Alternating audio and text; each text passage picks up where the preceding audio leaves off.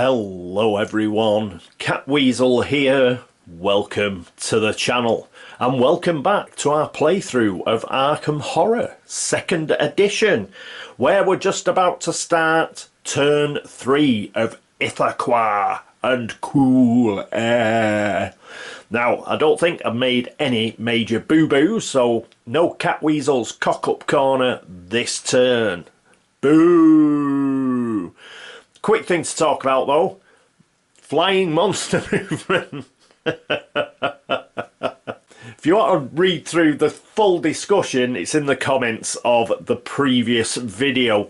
But just to explain the way I play it, I do play it the way that I ended up playing it in the last video, which was as soon as a flying monster is spawned out of a gate, I have it check the location that it's spawned at for an investigator. If there isn't an investigator there, then it will check the neighbourhood streets that are associated with that location that it's spawned in. If there are no investigators in those streets, then it will go to the sky.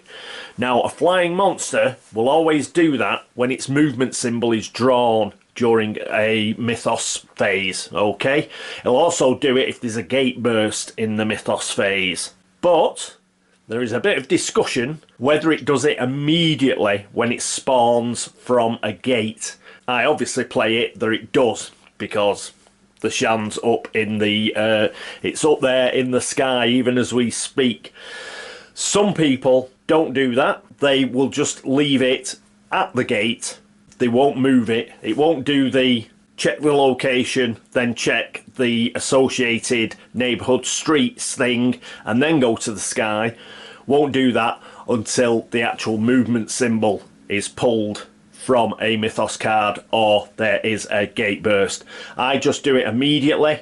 I've posted a link to the Arkham Horror reference guide done by Wolfpack48, and that's basically what it says to do in there, and I find it very sensible. To me, a monster, as soon as it comes out the gate, it's going to look for an investigator, and if it's going to look for an investigator in the actual location, then it'll fly out into the neighbourhood streets, look there, and then it'll go to the sky. That's just the way I play it.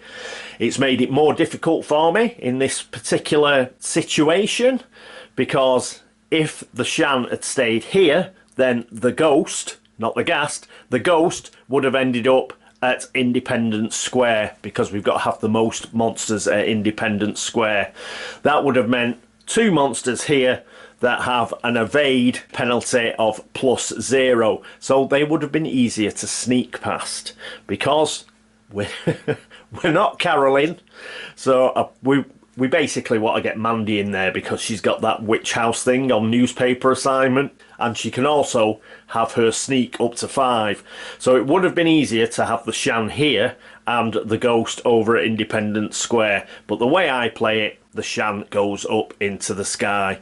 As I've said, it doesn't really matter that much so long as you're consistent. Play the game your way. Now, I know that freaks some people out, but, you know, it's not your game. Somebody's paid good money for that game. Richard Launius has his own house rules. If you buy the game, you can have your own house rules. And if it upsets you that other people do it differently, then, well, that's not our problem. Okay, right. So, live and let live. That's what we say. That's what we say on this channel. So that is the quick clarification about how I do flying monsters.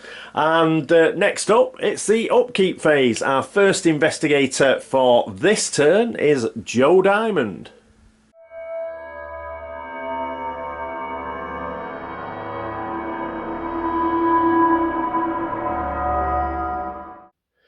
And here we are in the upkeep phase with Joe. Brought to you once again by English Breakfast Tea. Not a sponsor. Right, let's get on with it. So, what we're going to do with Joe, well, first of all, we are going to move his slider for fights. We're going to move it up 1. So his fight is now 3 and his will is now 2. He is going to go to the unnameable So with a speed of 3, that's fine. He can go via Rivertown. We'll see that in the movement phase. And what he's also going to do, he will be passing Mandy Thompson. So we're going to do a bit of a trade. Then he's going to stop his movement in the unnameable and pick up that clue. Okay, so that's it for him. Next up is Mandy Thompson. And here we are with Mandy.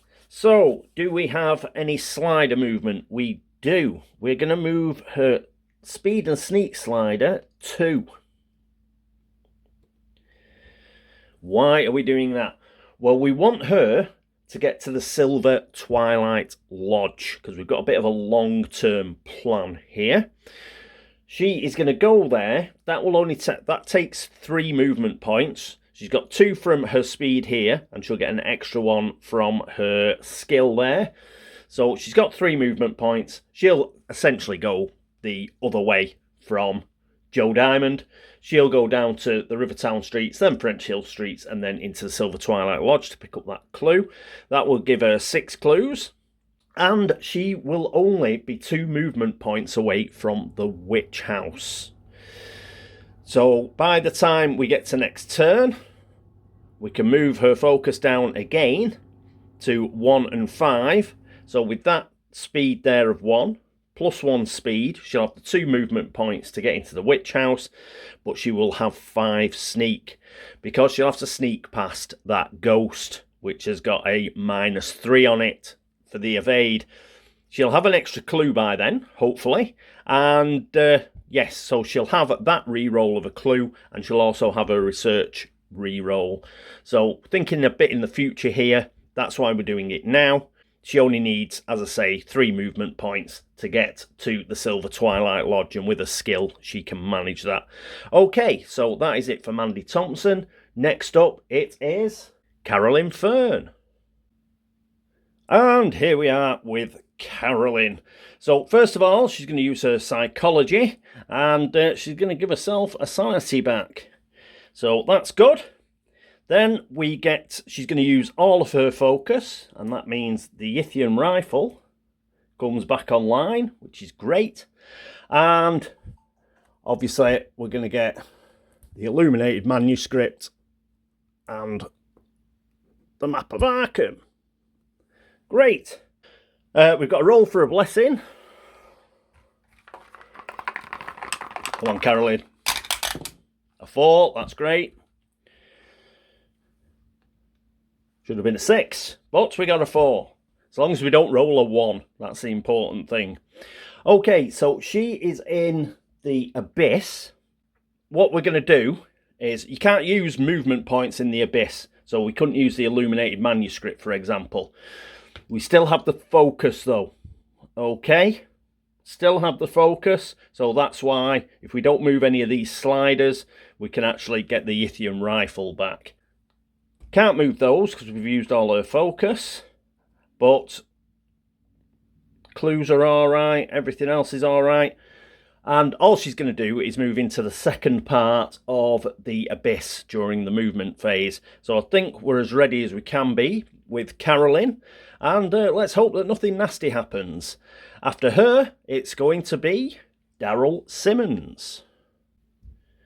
And here we are with Daryl. First things first, he's going to get $2 for his retainer, so we'll take 3 and give him 5.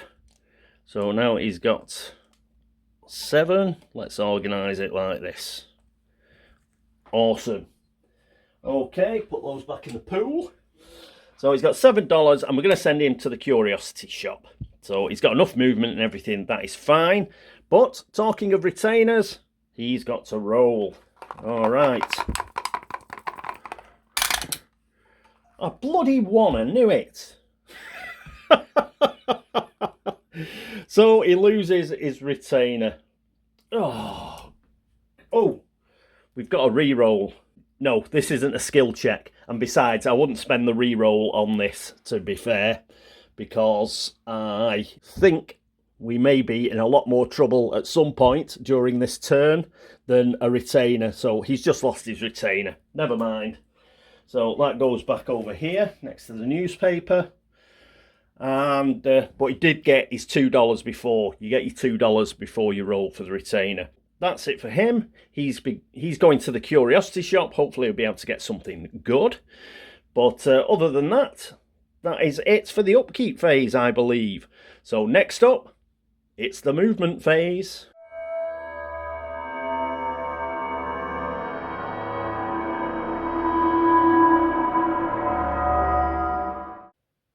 And here we are at the movement phase with Joe. Once again, sponsored by English Breakfast Tea. Not a sponsor. Alrighty. So, Joe, he's going to move towards the unnameable. So that's one. He's going to follow the birds into Rivertown. Then he's going to get the old steamer up to the Merchant District streets. And he's quickly going to trade with Mandy. And Mandy is going to give him Camilla's Ruby. And that'll just increase his focus by one. But the main reason for giving him this is obviously it'll go towards his personal story. Next, he will carry on his movement to the unnameable and pick up that clue. You can trade while moving in Arkham Horror 2nd edition. Okay. The only time you cannot trade is when you are in combat. Other than that, you can trade, and I quote, at any time. So I take that to include during movement. Okay, so there we go. That's Joe.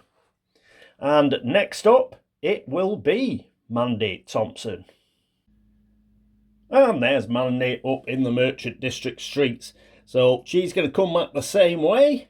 And she is going to follow the birds to Rivertown. Then she is going to go to French Hill.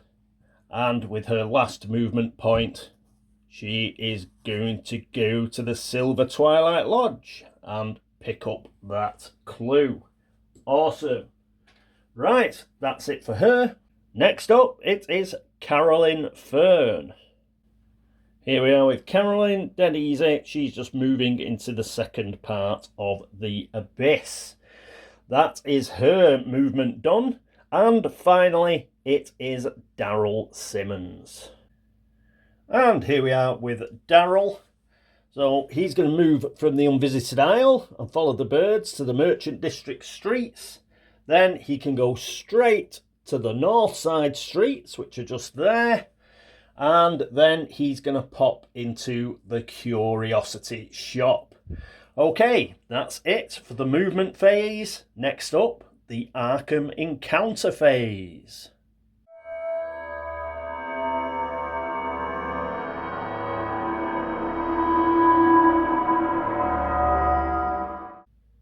And here we are with Joe. He's in the unnameable. So, Merchant District deck. And this is the fella. So, let's have a read. The unnameable. You notice a glint of light in a crevice. If you reach in, make a luck -1 check, and it's an if. If you reach in. His luck is 3. So, and he's got fine clothing, which I'm going to remember this time because I've been forgetting it. So that's +1 to all skill checks. So that will offset the penalty. So he'll get 3 dice. He is going to look. It was an if statement, but he is going to look. And he gets a 6. Good lad. If you pass, draw 1 unique item. He didn't need... he didn't need to do that trade, but an extra unique item never did anybody any harm. So here we are. You could do with a good magic weapon, actually. So we'll give it a cut, and we get a tome. He's not big on reading, isn't Joe, I don't think. He might have to give this away. Massa di Requiem per Shugay. Tome. Movement. Exhaust and spend 4 movement points to make a will -2 check. If you pass, discard Massa di Requiem per Shugay, and the ancient one immediately awakens. If you fail, nothing happens. Why on earth would I do that? This is the one. this is probably the one that we would give Carl Sanford, I would have thought. But as dangerous as that may seem, but yes, that's possibly at one of the $4 for that. I can't think why you'd want to have the ancient one immediately awaken, but perhaps there is some crazy situation where you might want to do that. Okay, so that's it for Joe. At least he passed and nothing bad happened. Okay. Right, that's it for Joe. Next up, it is Mandy Thompson. And here we are with Mandy, Silver Twilight Lodge. Let's go for it. You know, it's a bit odd for Inchill, because it only has 2 locations, if you've noticed. Every other neighbourhood has 3, which just seems really bizarre. I remember thinking, I don't know if I've mentioned this before, I remember thinking a really good 3rd location for here would be some sort of theatre or playhouse, you know, with the old King in Yellow going on. Anyway, we've got the French Hill deck. Enough of me wittering on. Give it a crappy shuffle. And a cut. And there's our Silver Twilight Lodge. I suppose they do have, because there's the inner sanctum there, they do essentially have 3 locations because of the inner sanctum of the Silver Twilight Lodge, but I still think there should have been a playhouse in Arkham. Anyway, Silver Twilight Lodge. Care to join the order? Carl Sanford and several of his henchmen ask. If you accept, pay $3 and take a Silver Twilight membership. Has she got $3? She does. You know what? We're going to join. And the reason we're going to join is for purely thematic reasons. So there's $3. So we'll pick up a Silver Twilight Lodge membership and give her that. I think role-playing it out, this particular game, I think she would join, you know, to try and get some more information. So basically all of our investigators, they think the Silver Twilight Lodge are involved. So Mandy is going undercover into the Twilight Lodge. So she's now a member of the lodge. Awesome. Next up is Carolyn Fern. Oh, no, it isn't, because Carolyn Fern's in the other world. It's actually Daryl. So he's at the curiosity shop. He's not going to have a normal encounter. He's going to use the location encounter, which is you can shop for something. So it means he gets 3 cards. We've already given these a cut. So we'll take 3 off the top, pop them there. And we'll see what he's got to choose from. He's got $7 whole to spend. Hang on, I'll put the Deputy of Arkham back. I've knocked him to one side. So we've got the Ancient Tablet, a gate box. These are amazing. We might well take this, and holy water, which we're definitely not going to take. We've seen it before. So it's just +6 to combat checks. Then we've got to discard it. That's $4. We're not having that. The Ancient Tablet, let's just check before we take the gate box. Movement. Spend 3 movement points and discard Ancient Tablet to roll 2 dice. For every success rolled, draw 1 spell. For every failure rolled, gain 2 clue tokens. Fortunately, it's $8, so we can't afford it. But I'd have had to have a serious think about that. I'd have been praying for fails. But gate box. I think we'll take this. From what I recall, it's really good. Any phase. When you return to Arkham from another world, you can return to any location with an open gate, not just those leading to the other world you were in. That's the one we'll take.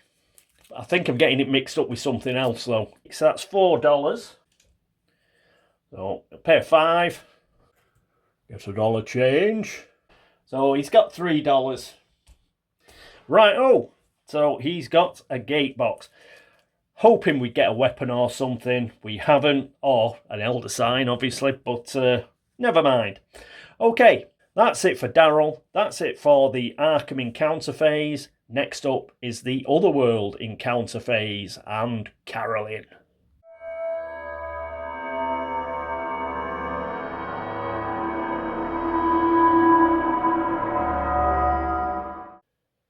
And here we are with Carolyn. So let's do a quick cut. And we want a blue or a red card. First one is yellow. That's no good. Next one is blue, and it's an abyss. Excellent. Abyss. You rest a bit beside a small glowing pool filled with black blind fish. Pass a luck -1 check. Oh dear. I don't think her luck is... So she's got 2 luck. She's blessed. 1 die. Just checking to see if we've got any other help. No. We've got 1 blessed die. Come on. Come on, Carolyn, you can do it.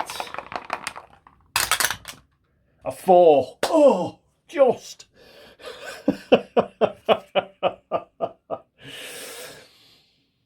Pass a luck -1 check to know it's an unusual object in the water. Fishing it out, you draw 1 unique item and gain $3. It's the unique item turn. So we'll give her $3. There we go. Before we pick out the unique item. She's up to $8 now. So she could go shopping as well. Anyway, unique item. Right. We'll just take it off the top. And we get, ooh, a warding mirror. What's one of them when it's at home? Let's see, shall we? Oh, a warning mirror, not warding. Warning mirror. +2 to luck checks. Woohoo! Better than now, isn't it? So, in fact, I'll put that to one side because I'm going to have to scan it, aren't I? Alright, so that is it for Carolyn Fern. She's coming out next turn. Fabulous. Nothing bad happened. Fabulous. Woo! Next up, the laugh and chuckle phase. Fabulous. See you in a minute.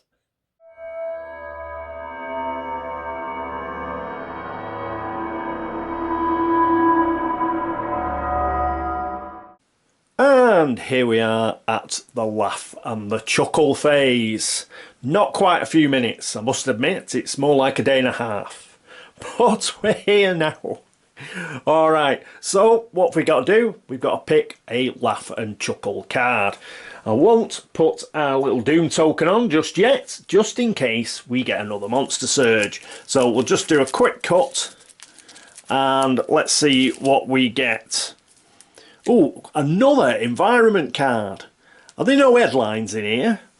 But we'll have a look. No one can help you now. That sounds pretty nice, doesn't it? Okay, so we have a... Oh, no. Let's put this on. So, first of all, before I get to the bad news, we'll do a bit of other bad news and put a doom token on. So we're at 3 doom. The next bit of bad news is the gate that opens is at the unnameable. And yes, we've got Joe Diamond there. Okay. Let's put this out. You're off somewhere, Joe. One good thing, at least we find out where the gate is, because we'll need to know where we're going to put him. So the gate goes to the Dreamlands. Oh, that's a, if we were going to get a gate, that's what we want, the Dreamlands. It's supposed to be a bit easier. So he gets sucked through the gate immediately because he doesn't have an explored token, and he goes to the Dreamlands, which are here, but he lies on his side because he is delayed. So when a gate opens on you like that, you just get delayed. There wasn't a clue there, so I don't have to do that straight away. We can draw the monster. Here we go. What are we going to get this time? Come on. Something just not really bad. A cultist, which is pretty bad, to be honest. But compared to what we have been drawing, it's not too bad. Normally there are doddle these, but it gets 2 extra toughness. So it's -3 at sneak past. It's a crescent dimension monster, Aya, Cthulhu Fatagan. Cthulhu. Raleigh. Fatagan. Or something. Obviously, these will be Silver Twilight cultists, won't they? So you don't have to do a horror check because they're just normal people.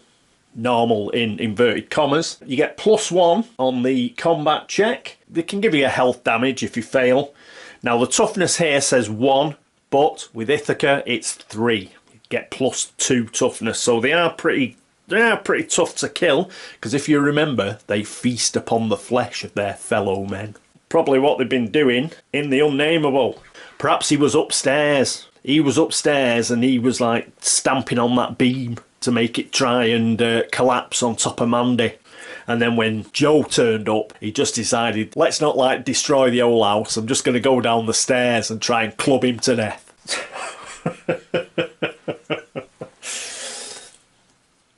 Alright. Which, oh no, he wouldn't have been doing that, would he? Because he's got sucked through a gate as poor old Joe. He must have been doing a bit of a ritual, you know, to open a gate. And poor old Joe's walked straight into it. Right, anyway, so that's the Dreamlands. We do get to put a clue out, so I'll get a clue from the pool. And it goes to the woods. So we now have 2 clues in the woods. We need to get somebody there. It looks like it's going to be Daryl. Because Joe can't get there, and Mandy's got another job. And obviously, Carolyn's got another job as well. She'll be trying to close and seal a gate. Monster movement. We've got pluses and we've got crescents. So we've got 2 crescent moon monsters. So the zombie shambles out into the street. So he's in the downtown streets. And the cultist moves into the merchant district streets. There we are. Unguarded gates, that's what we like. Not like these other monsters that won't bloody move, like the Loigors and the ghosts. Right, we've done the monster movement. No one can help you now. Environment mystic. Gates cannot be sealed, although they can still be closed. This is appalling! I thought we had a seal in the bag. With Carolyn. Oh, God. Just going from bad to worse. Oh. I was really pleased to get rid of this strange plague because of that bloody stamina thing that it's got. But now we've got one where we can't seal gates. Oh, God. Damn it. Oh, I thought we were going to get our first seal next turn and we can't do it. We cannot do it. What a nightmare. Right, that's it. Yeah, we'll come out, we will seal the gate. But, yeah, that's a downer. Okay, that's really pissed me off. I tell you what else has pissed me off as well. What did we end up pulling this turn? About 4 or 5. I think we got 3 unique items that we actually got. But that was out of 5. Because Daryl was picking 1 out of 3. 2 were okay. The warning mirror +2 luck, that's good. You know, that's okay. Not bad. And the gate box that we took isn't bad. Can be quite useful. But, you know, it's not great. I was getting it mixed up with the find gate spell, which is absolutely amazing. We'd have took gate box anyway, because we certainly weren't taking holy water. And the only decent one that we got was the one that was $8 and we couldn't afford it. That ancient tablet. All the rest of them, we've been stiffed over. In fact, I think out of all of our unique items that we've got, only the Yithian rifle is any good. And we got that set up. Oh, never mind. What about the rest of the turn? That is a real kick in the nuts in the Mythos phase, as ever. Because not being able to seal the gate's pretty grim. We will close the gate. I've got a lot of faith in Carolyn. She does have 5 law. That's what she'll be rolling to shut the gate, and she's blessed. But while this is in play, you know, it's like a blessing We can't use it to its full magnificence. You know, it's there for sealing gates. What is it now? I think it's a hexagon gate, isn't it? Yeah, we haven't even got any hexagon monsters that we're going to get rid of. Never mind. But she'll be out and about again. What will we do next turn? Well, she's going to close that gate. I think we'll see if we can get Daryl all the way down to the woods. That is a bit of a trip though from the curiosity shop. I'll have a look into it, see if we can manage it. Joe, he's in the Dreamlands, but he's delayed, so he won't be doing a great deal. Mandy, Silver Twilight Lodge, she's got a big turn next turn. I think what we're going to have to do is we are going to have to try that sneak trick, and hopefully she will get past the ghost. She only has to do one evade check against the ghost, because that's the -3. So if she passes the -3, she automatically passes the Loigor, who's a +0. So she only has to do the one check. If she can get past that ghost, she can get past the Loigor, she can get into that gate. And hopefully she'll be able to close it, possibly seal it if we can get rid of this bloody environment mystic, no one can help you now, bloody card. Yeah, and that looks like it. That looks like the plans for next turn. Anybody else has got any other plans? Any better plans? Please let me know. So that is it for turn 3. I hope you enjoyed it. I enjoyed it, even with that bit at the end.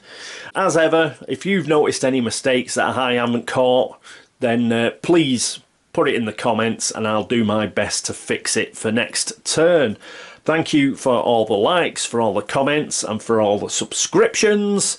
If you haven't done any of those things already, then kick the algorithm's ass and like, comment and subscribe. That would be marvellous. Thanks to anybody who's been across to BGG to like the video threads over there, make any posts or drop geek gold, anything like that. Thank you so much. And a special thanks to those of you who, past, present and future, have gone across to Ko-fi.com to buy me a brew. Thank you so much.